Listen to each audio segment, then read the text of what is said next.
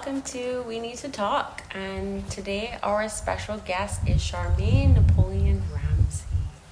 Can you introduce yourself a little bit for the podcast? Hi, good evening. I am Charmaine Napoleon-Ramsay. I am, an HR practitioner and a teacher at HRandMentalHealth. Okay. So I would like you to pick a number between 1 and 10. 5. 5. If you could time travel, where would you go? Ooh, the roaring 20s, maybe. That was an exciting time. And it was a time of fashion and new trends and everything. So probably during the roaring 20s. Okay. I feel like I would also go back in time. I'm not sure if I would go back that far. I would either go to like the Renaissance age just to see what it was like, but like for 5 seconds. Right. And then come forward. And then come back. Or I would go to probably the 60s or 70s. Okay. Just to see what it was like, experience that fashion and the world at that time. Okay. What in particular about that time is intriguing for you? So one of my favorite movies is Forrest Gump. Oh, And I see. They made that time period look so interesting. Right, okay. The peace movement and drugs and military and all of that stuff. And then to see it from a black person's perspective would also be interesting. Right. I guess, yeah. But yeah. Yeah, should be interesting for you. But I will stay invisible so that people can't actually see me, so the racism doesn't take over and I get lost in the 1970s or 60s. Yeah. Because obviously it wasn't as bad as my Renaissance time where I walked to go for 5 seconds, but I still don't want to go back that long and be in like the war zone for a long period of time. Right. But yeah, I guess but when you look at the 70s and while at that time the level of tolerance isn't as high as it is now, but we're still back at a period of racism and so on. It is Again rearing its ugly head more blatantly. I guess we went through a period in the 90s and 2000s where then, because of what was changing, then it kind of had to take a different approach and really had to be very subtle. But now we're back to the point where it's becoming very blatant again. Yes, because everybody's saying what they think, what they feel, whatever they want. Yeah. But there's an interesting juxtaposition, because then you have that level of intolerance on one hand, but significant tolerance on the other. We're now recognizing the rights of individuals and, really LGBTQ plus movement and so on, where there's a lot more space for them to operate in openly. And we're actually their significant contributor, because they're really a significant consumer base, and then of course when you're having the situation where they gotta respect the rights of the disabled, and so there's a lot more tolerance and sensitivities on the one hand, but yet there is also a lot of intolerance raising its head on the other. So real juxtaposition. Yes. I'm a nerd. I find it so interesting as well, because with people becoming more sensitive to things, I think people are also becoming overly sensitive about things. Yeah. So there's topics like fat phobia and body shaming. Yeah. But on the same end, there's some people who are taking it too far, and because they're overweight, they're feeling as though the world should bend for them. Yeah. Like there was a video that I was watching yesterday about a lady who wanted a petition signed because she wanted extra room on an airplane, and she didn't want to have to pay for the extra room on an airplane. Right. So she was kind of using disabled people and like taller people in her proposal for her request a special accommodation. Yeah. And it was like, I understand to a level because she was talking about airplane bathrooms being really small. So they're really small for everybody and not accessible for people in wheelchairs. So if you have to use the bathroom when you're in a wheelchair, you can't take your wheelchair on the airplane. So you can't even go to the bathroom if you wanted to go to the bathroom.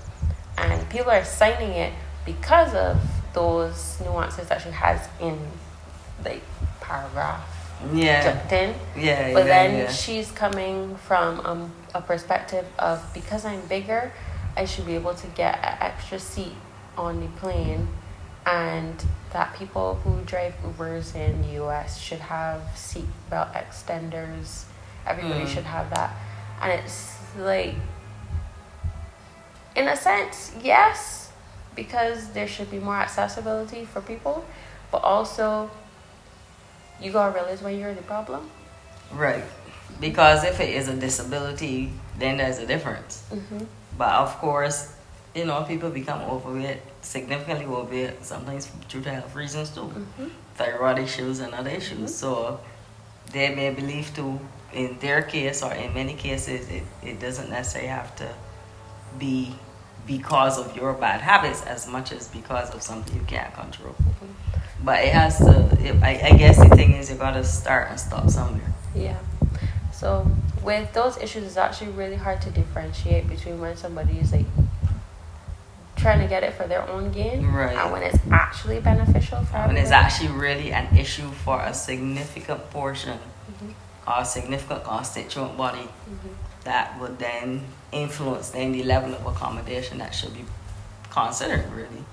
So good and bad with the speaking up and everybody starting to say how they feel about things now, but also everybody has an opinion about everything. So it's kind of like, okay, whose opinion matters and whose doesn't, because not everybody's opinion can matter. You're right. Because if we take time for everybody's opinion to matter, nothing will be able to be done. Stagnation. Yeah. So that actually brings us into today's topic of transitions. Yes. So we're talking about life transitions and personal growth. I would like you to talk a little bit more about being in human resource management. Well, the thing is with human resource management as an area of operation, it is really a very dynamic aspect of work, and there's always something changing, something new to consider. And in fact, then part of the recent, especially within recent times, considerations would be the same idea of accommodations for transitions. And how then do you respect and comply too, in terms of some cases, because for example, there's legislation dealing with discrimination in employment.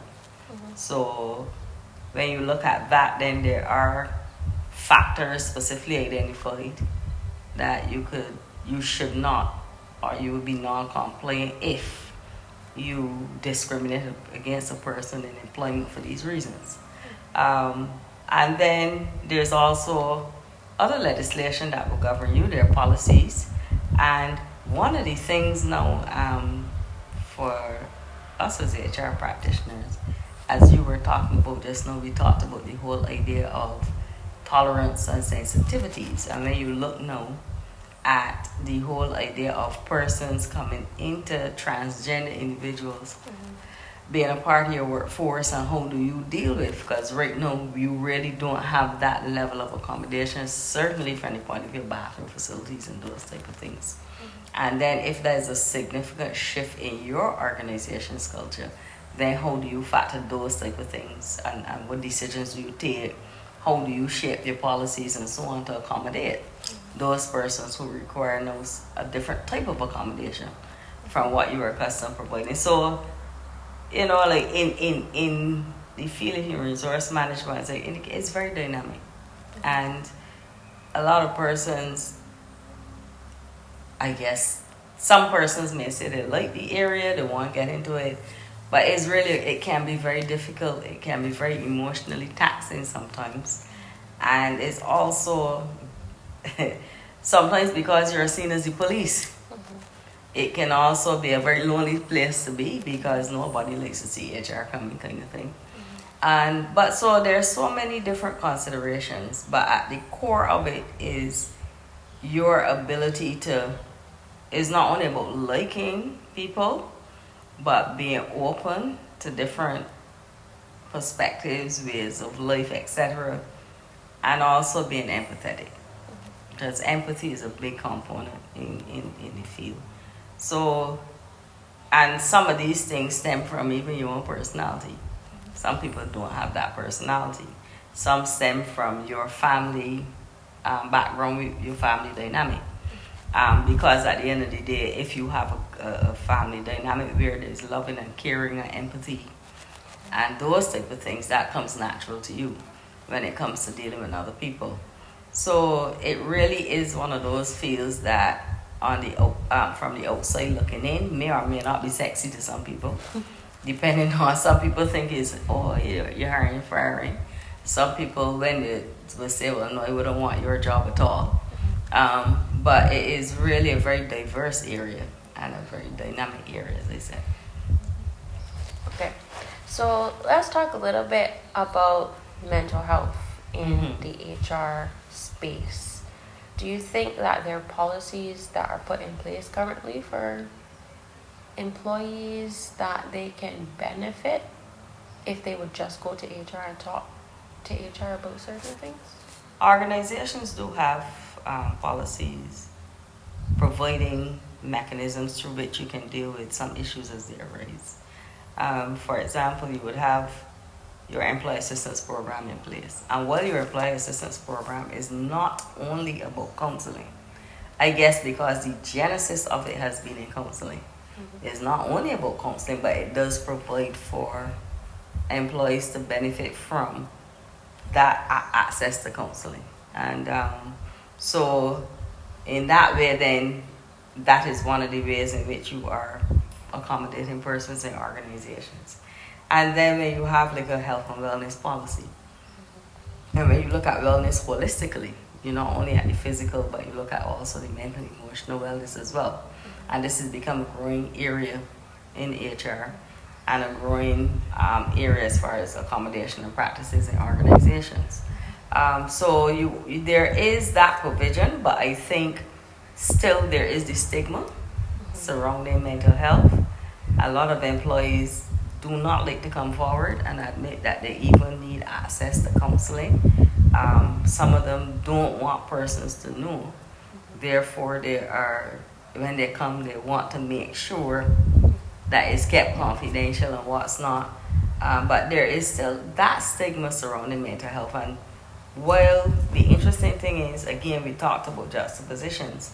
The interesting thing is the younger generation are more open to this, because I guess the younger generation, the younger part of that workforce, they've come up in an era now again because of the level of tolerance and accommodation. They've come in an era where part of it is not being afraid to speak of mental health concerns and emotional challenges, factors affecting them, and speaking up about it. But then you also have that large portion of the workforce that have come up in a time where it is something not to speak about. So organizations are more on board now with the issues surrounding mental health, and there are some who still have to make some strides in that regard, but the progressive organizations are really making accommodation for employees. But I have two questions. One is, don't you think that stigma is kind of warranted? Because being in a place like Barbados where people gossip a lot, there are people who would be in like human resources and they would spread your business to other people in the workforce, and then you're seen as like the crazy person because you came up and said, oh, I have these mental health issues. So now I would say, oh yeah, there is a stigma, and there should be this stigma because that will stop people from having their business exposed, if you understand what I mean. So don't you think that there is that happening in the workforce, especially in Barbados? I can't be hypocritical and deny that there are some persons in the field who don't respect confidentiality as much as they should. But that's a big thing for me, that issue, because at the end of the day, as an HR practitioner, you have to protect the integrity of your office. You have to create a safe space where persons can come, and if it can feel comfortable and confident that when they come for the level of assistance that they require. But it would be hypocrite if I say, well, no, it doesn't happen, but it does. So that is one of the things I'm very big on. But the other side of it too, sometimes you can reveal people's business without recognizing that you are or intending to. Again, because Barbados is a small society. I can share an example. I remember we had some friends at our home. This was some years back, and you were just having conversation about workplaces and issues that come up and so on. And there was one issue that was being spoken about by one of our friends, and another person who was there recognized who they were talking about, realized who they were talking about, and went back and told the person. Mind you, we haven't seen that friend come back to our home since. But and it was not that they were calling names or what, we were talking in general about issues and situations. So sometimes you can find yourself sharing information and revealing information about person's business, as you put it, without intending to do so. The other thing is to sometimes you leave information laying around that issue, and you may be hiding it from, for example, the employees, but then the custodians and the cleaning staff, you're not hiding it from them, but they can read. Yeah. And in that way, they're exposed to the information and can very well easily run with it as well. So there's so many ways in which the integrity of your office can be compromised. So you got to be really mindful. So that brings me to the second question. So how do we put, things in place so that could stop happening? Is it that people need to be more trained in keeping things confidential? Is it that they need to be trained in more mindfulness of where they leave things? Is it just something that's due to error? So as you said, leaving things on the table by accident. People are nosy and they shouldn't be in the information. Right. So it's not like if they were purposely trying to let the information out, and obviously cleaning staff would have accessibility. So it's not like if you were just okay, I'm purposely leaving this for somebody to find, but at the same time that person should have respect and not look through your things. But so how do you think we should tackle that issue? Well, education, awareness, and accountability. Because I think, we talk about righting wrongs and addressing issues through training. I am all for training. But it can't just depend on training. There must be that other component there that says, well, after having trained and exposed you to this information, you are aware. Therefore, you're going to be held accountable when you act in a manner outside of what is expected. So that level of accountability must also be a part of the equation as well. Okay. And do you think that there's anything lacking in the policies that HR currently has in place that could help someone feel more comfortable in coming forward? Sometimes, right, no matter how airtight your policies are, the reality is, especially when you have long-standing employees, history plays a big part. And the longer they are a part of the organization, the more likely it is that they will be exposed to unsavory experiences that will tend to mar them as they move forward. So while the policies, yes, important, mechanisms in place for accountability, the reality is that the experiences that people have, whether intended or unintended, can shape how they view whether or not they can safely come to the office of HR. Because they might have had for example, they might have had a negative experience with a former person in the office or former employee in the department of the HR department, and then that has influence. And then, generally the organization's culture may be one where a lot of that talking about things and discussing things that shouldn't be discussed. It depends on the culture of the organization as well. So yes, the policies important, but experiences and culture also play a big part in how people feel about the level of safety they have in going forward and doing certain things. How did you get into human resources? Should I say happened into it? I guess I've always been involved in human resource management in one way or another. I will be bold enough to say one of the few HR practitioners who have had the opportunity to be exposed to a very rounded set of experiences. So, for example, I'm a teacher at heart, so I've always been into human resource development. I've worked in areas like the Productivity Council, so from that perspective of developing mechanisms like compensation and benefit schemes and that aspect of it, I've had that exposure and experience. I've worked at the Barber's Employers Confederation, so the industrial relations aspect as well. And actually, there's one of my after training industrial relations is my other pet area. And so then having the opportunity to work in HR from a strategic level.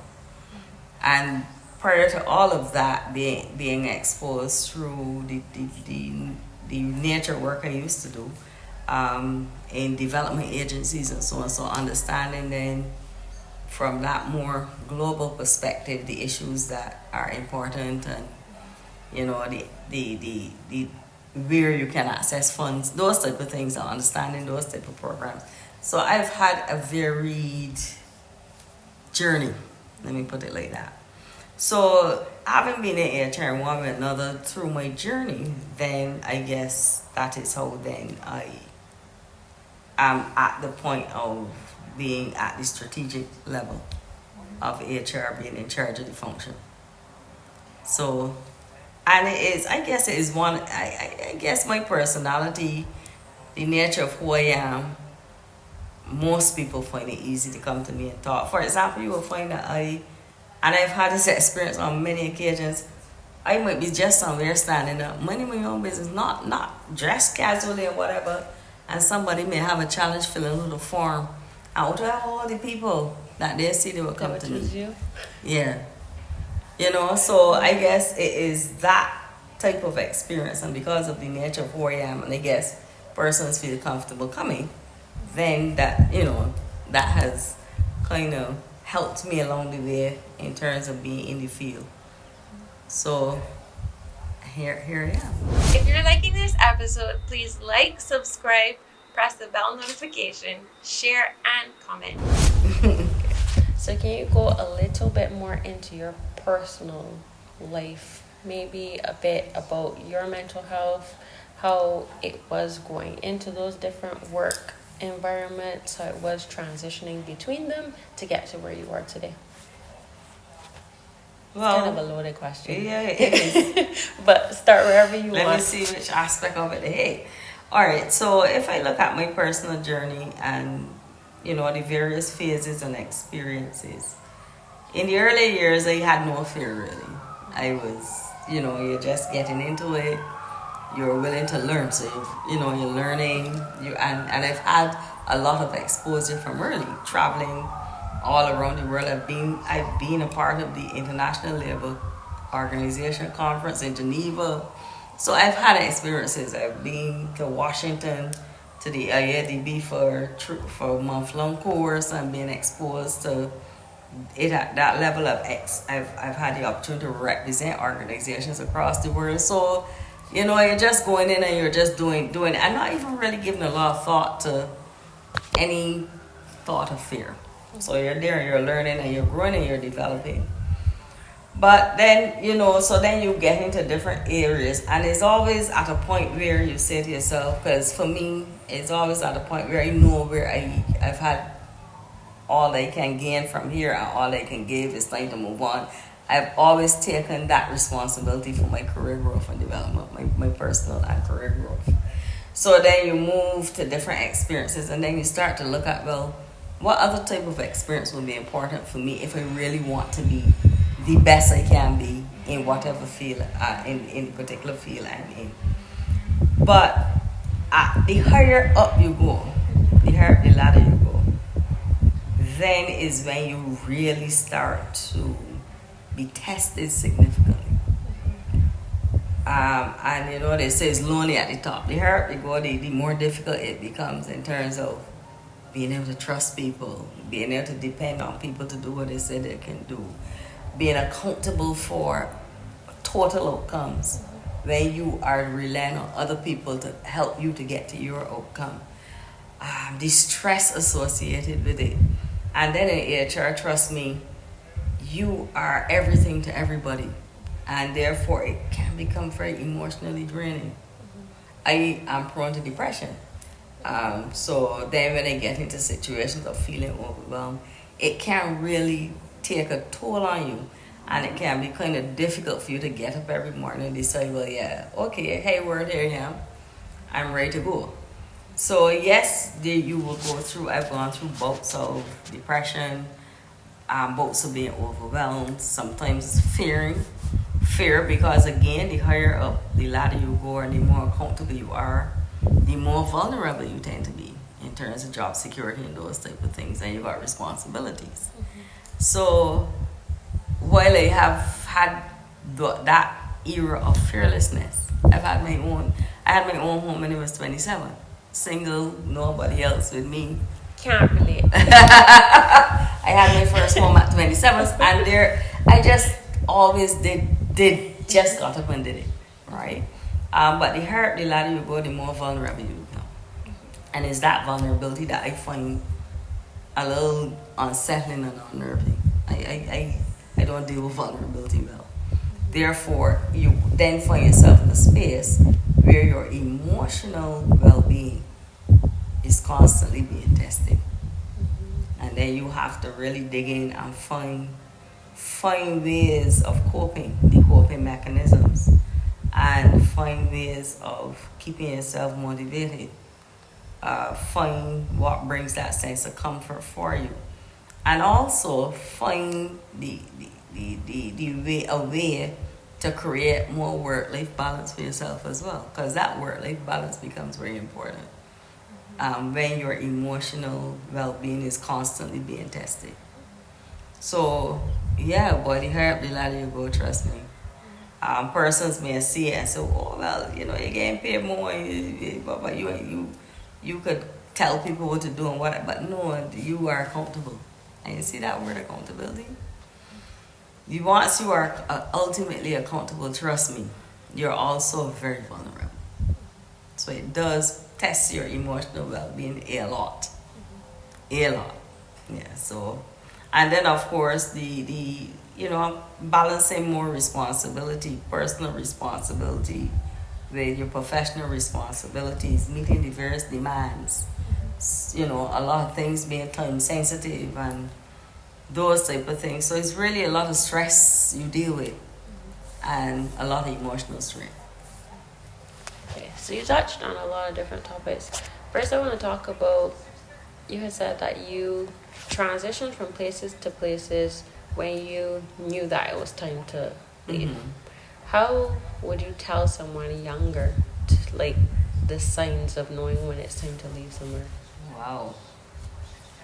A lot of times there's more in it, To me, you know when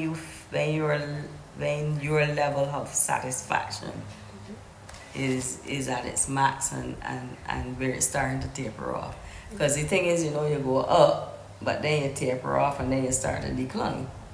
So when you're feeling that tapering off about to, and probably to some extent you're wrong long enough to see that decline, That's when you gotta do some introspection and decide if this is still serving my purpose. And not that you're being selfish, but at the end of the day, if it's not serving your purpose, you can't serve the purpose of anything or anybody else. And then I think you also have to establish goals for yourself. So if you establish some goals for yourself, you know, look, I have come to organization A. I am at this particular phase in my career. I might not be start for younger persons, as you mentioned, starting out. So you're looking for experience. Sometimes you may not necessarily be sure exactly which direction you want going. Because when you take a decision to study law or to study medicine, you already take a decision where you're going. Mm-hmm. When you have not done that and you've gone into other fields of study that are more broad, then sometimes you find, well, you're still not sure. So you dabble with this, you dabble with that until you kind of come to a point where, yeah, I could do this, right? So sometimes it comes down to the goals that you establish for yourself. And if when you start to check the boxes, you recognize all your boxes checked. And then you are starting to feel a decline in your level of satisfaction. Then there's a time that you need to take a decision. I don't ever advocate for persons to stay in organizations long because it looks good. And then you miserable and making everybody else miserable. I don't advocate for that. I don't support it. So in my capacity, when persons are resigning and they come to you to let you know and you have a talk with them, it sounds strange to them for me to say, well, yeah, I'm glad that you're moving on. Because that's how I built my career. I built my career, I'm moving on. And because of that, I have such a depth of experience and experiences that helps me where I am now. Would you say that there is a grieving period or a vulnerable period between transitions, between workplace and workplace? Yeah, especially if you really liked the people you worked with, if you really liked the environment in which you worked. Sometimes when you move, then you find an interesting very word now. That has happened to people who moved on. They're always still trying to find the opportunity to come back.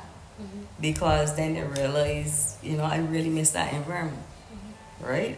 So, yeah, you do have that grieving period. You do. Because every place you work, every environment you're a part of, you form bonds and you form a connection to both individuals and the organization and the commitment to the organization. So, yeah, there will be that grieving. I mean, there may be times when the experience or the reason why you left was such that, yeah, you're really glad to see them. But, there is that period. Because you miss your team, you miss your people. You miss your relationships, you miss your habits. Sometimes because you form a habit, you get comfortable or whatever. So, yes, there is that grieving that does take place. Have you experienced a period of just being lost and confused in between those transition periods? If I admit I lost and confused at this transition period, it was so strange. No, yeah, because honestly, I found, at that point where you're transitioning from one place to the next, you're kind of still on that trajectory that you have planned for yourself. But now I'm at a point where I kind of reach on, you kind of take off your boxes, and now I feel it. What do I do now? Yes, you feel like at a crossroads. Because then we're next, what next? There are so many things that you would like to do, but then there's so many considerations that you have. So at this juncture in my life, I feel a bit more lost. I feel like that's a common sentiment that a lot of people have. Even young people, us now, we feel that a lot because you go through those periods where, I did a lot of school. I had to keep grinding and pushing to get into the next school. And then I have to do it again to get into the next school. Right. And then when you finish how much ever school you're doing and you're supposed to go into the workforce, sometimes the workforce isn't very welcoming for you. And you don't find jobs or it's struggling because at this point, cost of living is so high that a lot of us are just like struggling. So then you feel kind of lost in yourself of how do I function? Because as you said previously, you had your house at 27. I did, yeah. I can't do that right now. I don't have the money to do that. I wish I could, but there was so much, and then there's like a sense of failure that you aren't reaching the goals that your parents reached, or grandparents reached, or aunts or uncles, or whomever you like look up to, that they reached at that certain time frame. And you've left school now, and you're like going into the workforce, and you're trying to make a name for yourself, build things for yourself, and then it doesn't work out exactly how you thought it was going to work out. Because a lot of us go in being like, okay, this is the life plan, and by 25 I'm going to have this, and by 27 I'm going to have this, and by 30 I'm going to have this. And then when none of that happens, or like very limited amount of that happens, then you go, no, I'm failing. How do I stop this?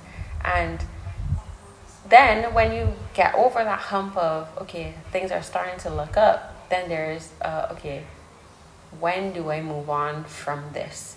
Because as you said, you have the house, you have the children if you want to have the children, you have the job if you want to have the job. And then retirement age is going up and up. So at this point, you either have to choose that you're going to retire before the age and live however you plan to live, or retire pretty much at the age you want to die. We're just dragging. Yeah. So the lost feeling in that transition period, I think, comes multiple times. Yeah, in for life. some people, yeah. And it can, because, and I think you made an interesting point, because I have a colleague at work, and she laughed when I first said it. I'm not a parent, but I parent my niece. I'm my niece and I are very close, and other people's children. But I usually say to her, well, I'm not a parent, but honestly, the way that parents are setting their children up, you can have a lot of disappointed adults. So it's interesting you say, and it's from the point of view of you grow up in a particular environment where your parents are working hard and providing a really good quality of life for you. So you come up, this is what you know. But then this is not where they're started either. But because this is your starting point, this is your springboard. Theirs was here, billing to here for you. This is your springboard. But then this, when you are looking to take off, rather than going so, you feel it going so, because you are at the point you are experiencing and enjoying what they worked really hard to build. So when now you're ready to take off on your own, you have a difficult time falling below that standard. And it's not a good start off point, because starting out. So then it creates, as you said, that disappointed feeling, that feeling of failure and so on. And I mean, and then as a parent, you also have to differentiate between helping and enabling. And you're recognizing that a lot more enabling is happening. And then they come into organizations where I think, in my capacity, have to be dealing with the whole, whether it is, because in a lot of time there's a lot of a false sense of what they should be entitled to, a false sense of where they should start, a false sense of being financially secure enough to decide tomorrow and coming back to this job no more. Yeah, like who talked to me, I came back. And then because then okay, well, if the job ain't working out, my parents ain't gonna put me out, so hey.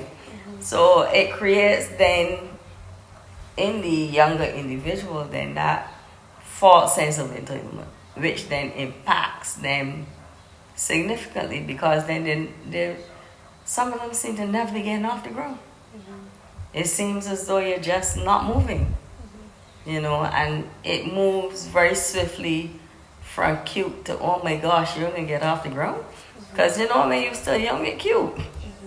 But then it becomes not so cute.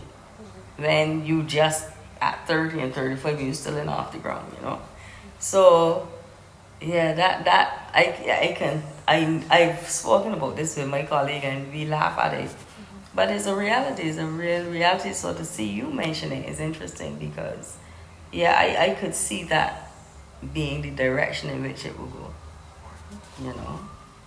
I also feel like there is not just a difference in perspective from some of the older generation versus the younger generation, however you want to classify older and younger, of feeling like if we're set up to fail. And being like, okay, well, there's no space for us because if you're moving the retirement age, those people aren't transitioning out of the work field. We're coming in, and there's not much that we can do. So, from what you just said, how I interpret that, how the starting point was lower for you guys, and there was more.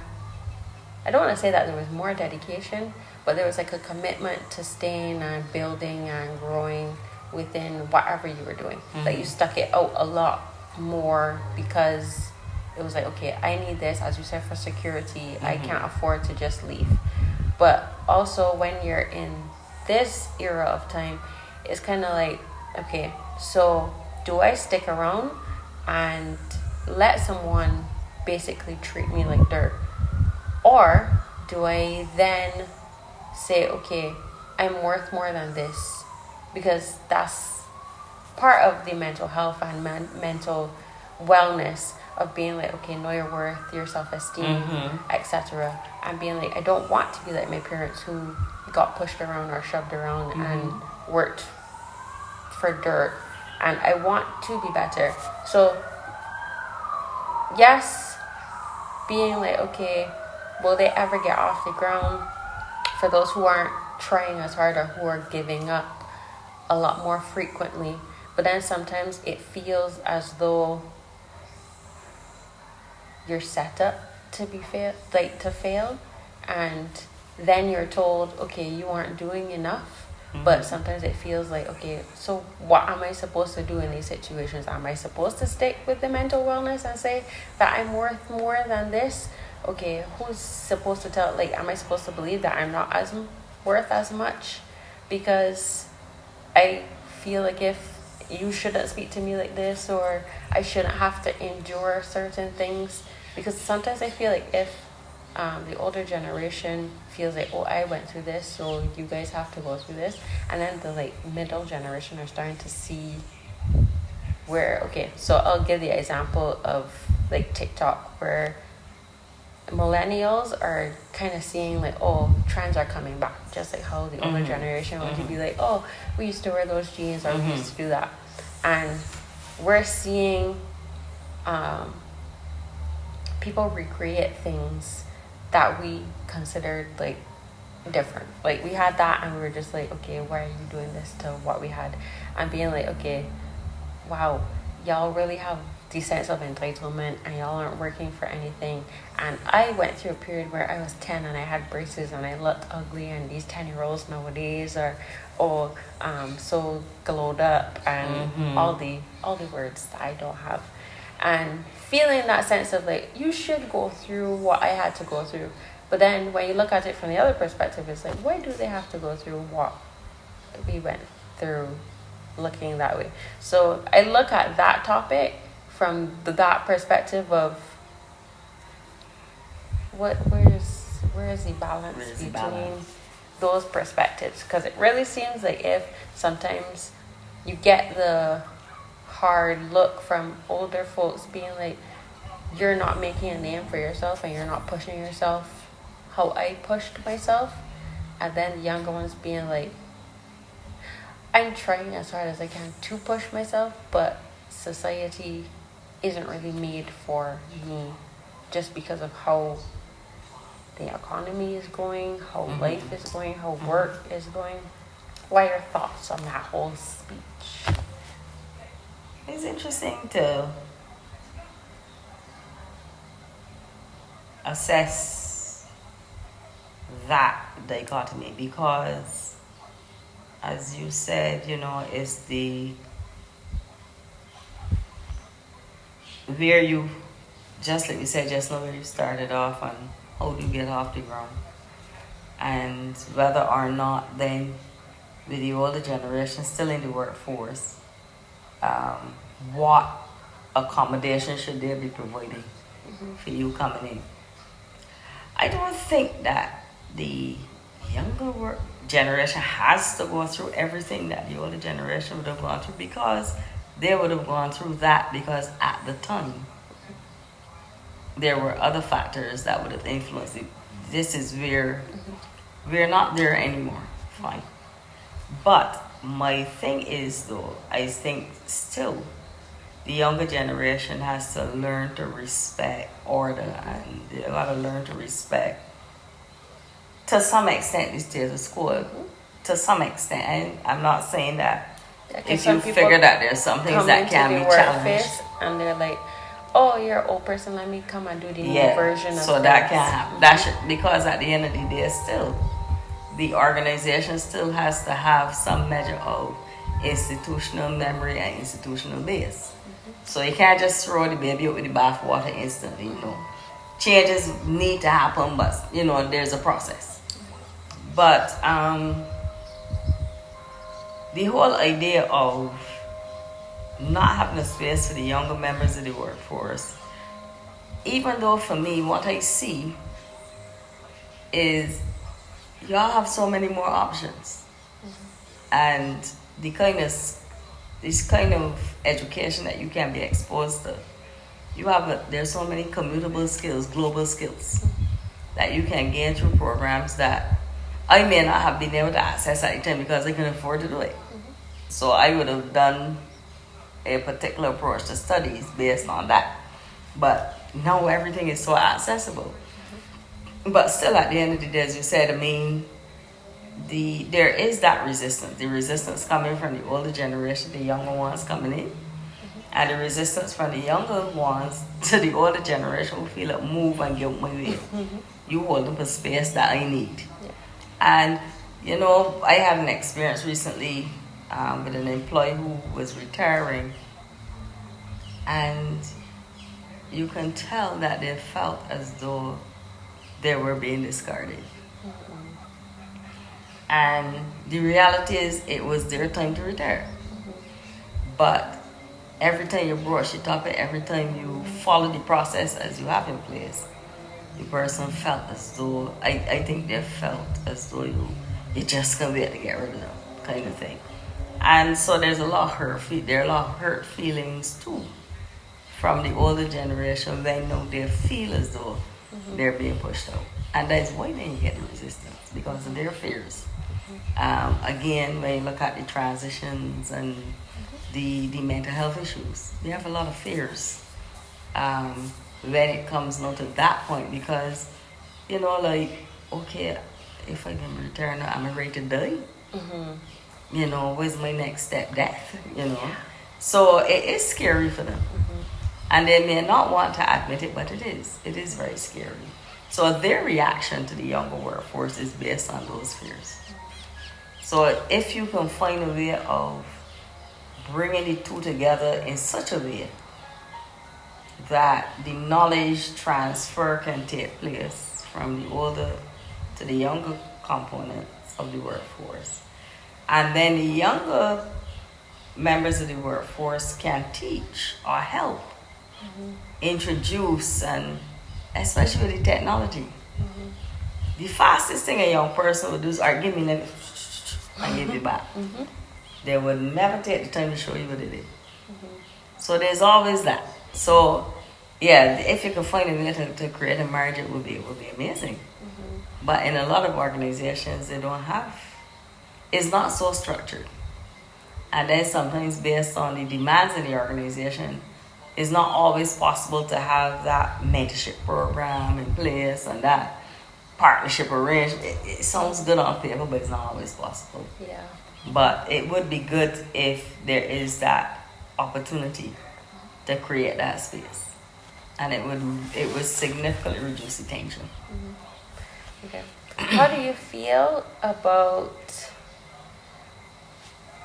leaving, doing so much school, and trying to come into the workforce and being told you have too much knowledge and not enough experience. Yeah, even when it was when it was entering the workforce, because that was something that initially you felt really beaten down about. Well, you don't have the experience, you don't have the experience. But then, no, the younger generation, organizations are doing a lot of internship programs and finding ways, the programs that you're doing at university giving you the opportunity to work attachment. Mm-hmm. So it's helping to some extent. But the reality is this. In a lot of cases, organizations are in such a position that they don't have the luxury of bringing persons in, especially at particular levels, who are green. They don't have that luxury. So if they could have, like how Goddard's Enterprises would have had, they have this management training program, and other conglomerates may have things in place. That would be the way where you got a transition period. So you would bring in training managers, for example, put them through a transition, and then they'll be ready. Every organization can do that. And as I said, in some cases, the organization doesn't have the luxury of bringing in people who are green. So it's unfortunate, but there are some organizations that have found are willing more to take a chance now on persons with less experience but coming in highly skilled. So you're starting to see that in some areas. There's some professions that lend themselves readily to it, like IT, for example, because of the nature of it. So there are some cases where it is happening, but in some cases, organizations just don't have the luxury. And that is the unfortunate thing for then the persons who can't get work because they don't have the experience. What you will have to be willing to do is, even though you're coming in with all this education, being willing to start at a lower level and gain the experience and work your way up. I would like to briefly ask you about imposter syndrome. I feel like coming into the workforce, feeling like if you learn nothing from school, because I think it's hard to experience school and you have the ability to say wrong answers and make mistakes, and then you kind of are taught, oh no, you can't go into the workforce and make mistakes because they'll fire you or they'll judge you or whatever. But I feel like if hearing it from somebody who is in the workforce can be kind of reassuring for somebody to hear that it's okay to not know everything. So what is your take on it? If you feel like if people shouldn't make mistakes or if they're free to make mistakes, and what would be your piece of advice for them?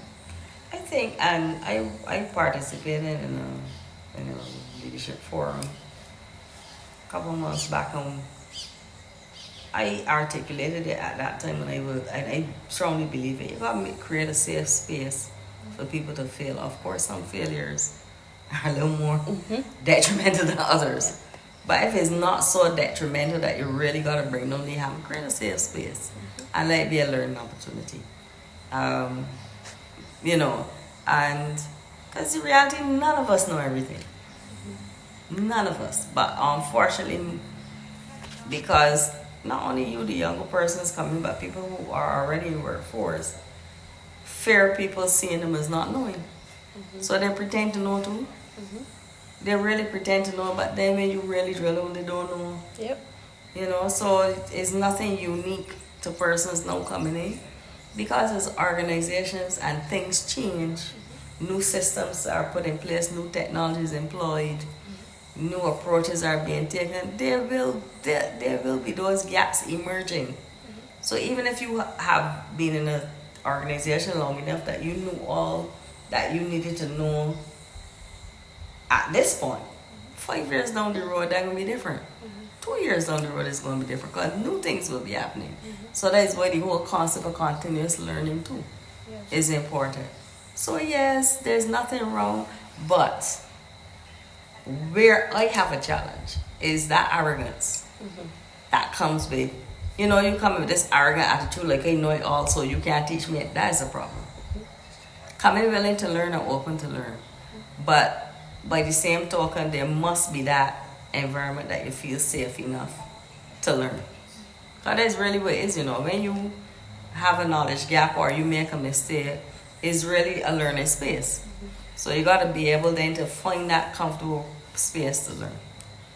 Yeah. So you don't got to come in knowing everything, because people in your organization don't know everything. And what we find shocking, and they have this experience periodically, is you find it so shocking. You assumed, I guess, because of long tenure and so on, that people knew certain things. And then when the opportunity came for you to prove it, and then realize, then you are almost traumatized. Because you're saying to yourself, well, all this time where did they go? Did they do enough research? Did they, so it really then causes you to question yourself, how didn't I realize this? But sometimes they mask it so well that you would never have known until and unless the opportunity arose to expose it. Do you think that there's any other topic, because we danced on a lot of different topics throughout this episode, do you think that there's anything else that you would like to say that you feel is necessary to be said? I think I want to mention, because we alluded to it at different points in the conversation, that ageism is very rampant. And the younger persons, ageism, we associate more with discrimination against older people, but it's also discrimination against younger people as well. So, but that ageism is really an issue, and it is really creating challenges across circumstances and situations, and that is what is creating a lot of fears as well. So while we were talking a little earlier about recognizing the rights of different groupings that they have it before, and being sensitive to certain things more so than before and what's not, that is an area that we need to be more sensitive in. And that is something that we need to be more mindful of. Because then you can create a situation where you cause the older persons, because of fear, to shut down, or to then be unable to function effectively, because the overriding emotion is fear.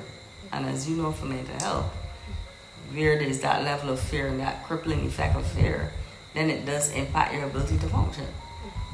So the issue of ageism is something that I would like more persons to be mindful of, and that level of sensitivity to also be factored in and put on the table, because it does have a devastating impact on persons who are on the receiving end of discrimination based on age. Okay, so for our closing question, can you pick a number between 1 and 5? Oh gosh, 2. As we wrap up, is there a piece of wisdom or a motto that you live by? God grant me the serenity to accept the things I cannot change. That is it. Okay, that's a good one. Clearly the timer on your phone was like, this is enough. But that is it. You stop. God grant me the serenity to accept the things I cannot change. Courage to change the things that I can.